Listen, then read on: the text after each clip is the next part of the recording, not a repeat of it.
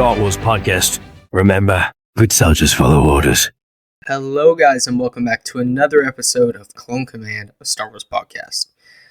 So today, we're going to be taking another look at Andor Season 1. I recently rewatched that with my dad. We're also going to be talking about recent Star Wars news, including a movie being canceled, surprisingly. And we're also going to be reviewing a book that I recently read. So, yeah. Also, guys, happy Thanksgiving. Either late or it might be today. I don't know, depending on when this episode gets released. But happy Thanksgiving. Hope you all are having a great day. And yeah, so we're going to get straight into all of that right after this break. We've got a security breach! There's no sign of them, sir. They're avoiding the choke points. Alright, so I know why you guys are here. Let's get straight into the Star Wars news first off. So once again, I'm just going to kind of restate this. I think I put it on a YouTube short. I don't think I put it out in a full video. But Andor Season 2 has a release date.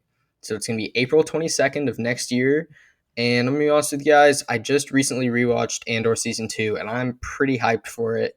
A lot of the stuff I've been seeing about cast members coming back and leaks that we've had. I mean, it looks like it's going to be a great season, genuinely. 12 episodes, 2-episode premiere, and I assume it's going to be the same thing with every week. There's going to be a new episode. I'm pretty hyped for it. Make sure you guys tell me whether or not you're excited for it down in the comments below. And now the other piece of news that came out was about the 2026 movie being canceled. Besides that, we have no knowledge on anything else about what it is. It's surprising, honestly. I don't know. So I'll give you guys my thoughts on what I think it could possibly be.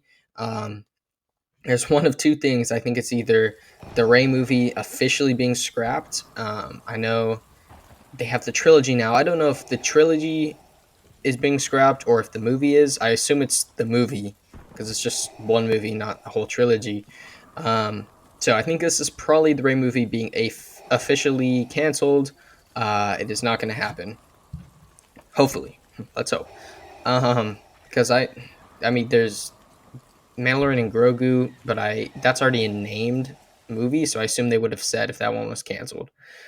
So yeah, I think that should be the Rey movie, so that's good. I'm kind of excited that it's canceled. Obviously, if more news comes out and it turns out that it is not the Rey movie, I will make sure to keep you guys informed about that because I know the majority of my fan base does not want that to happen. But yeah. All right, so next up, I'm going to get into Andor Season 1. Just kind of taking another look at it.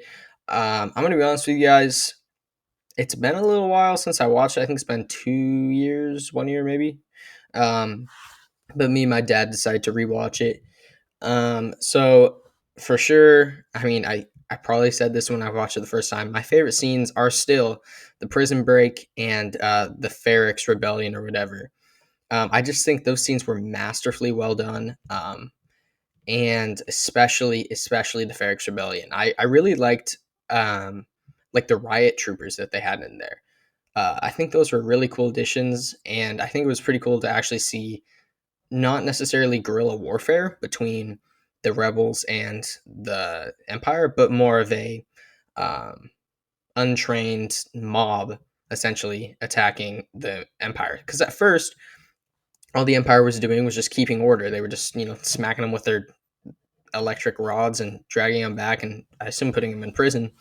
They weren't shooting at them, and then the bomb was thrown, and then they gave the order to open fire. So honestly, great scene right there. Lots of layers and depth if you actually are looking for the ways that the Empire operates. I think it was a very good insight into how they would deal with a mob that was trying to get. I don't even know why they were attacking. I mean, obviously the officer kind of threw the droid down. But I don't know why you would attack a wall of riot shields, but who knows? Yeah. Luthen Rail, in my opinion, he is one of Disney's most interesting characters they've probably ever made in terms of just who is this guy? like, what is he doing here? And how does he know so much? Personally, I think I don't know. I think he's a Jedi. Honestly, in my opinion, I think he's probably a Jedi that survived. He definitely has darker tendencies. I think if anything, he's kind of a gray Jedi slash fallen Jedi of sorts. Because he says in one of his quotes is like, "I'm destined to use the weapons of my enemy because they use them against me," or something like that. Um, so I honestly I think he's a very interesting character. There's lots of details behind him. Um, and honestly, props to whoever made that character. They did a great job developing that. And yeah, Lutheran Rail, I'm excited to see what else we got in store, or what else I got in store for him in season 2.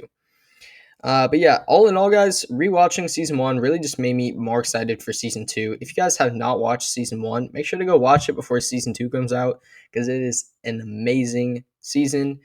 And yeah, I'm really excited to see what season 2 is going to be about. All right, so the last thing I'm going to talk about is I recently I recently read a book that a buddy of mine gave me, Josh. He's on the show every now and then. He's our lore master. But yeah, so it was Clone Wars Gambit Siege. So I reviewed the first one first, and this is the second book in the series. So honestly, I'm going to kind of restate some of the stuff I said from the first book. But yeah, so personally, I think the part that I really liked about this book, and obviously it's in a book format, so it's a lot easier to do than in a movie or a show. It went really deep into the mental toll that the Force takes. Um, I feel like Star Wars is pretty good with representing that, but it was just pretty cool to see that. And they did a really good job of that. He can't just, lift a ship and be like, well, I'm fine, and then walk off. But also, it does a really good job of showing Palpatine's duality. So basically, it'll cut to Palpatine talking to Dooku, and then he'll be like talking to the Senate or something, or talking to Bail Organa and Padme. So it's him kind of playing both sides, and it's really interesting. You can tell he just wants the mutual destruction of both sides, so he can just step into the power vacuum and claim power. Um, but no, it does a really good job of showing that, kind of like switching back and forth. Yeah, I definitely recommend this book to you guys if you ever want to go out and read it. I'm not going to say too much about the plot because don't want to spoil it. But yeah, Clone Wars Gambit Siege. And I think there's a couple others. I was texting back and forth to Josh yesterday, and he said there were a couple others. So definitely make sure to go out and read that. It was a pretty good book. Anyways, guys, hope you all have a great Thanksgiving. May the force be with you, and remember, good soldiers follow orders.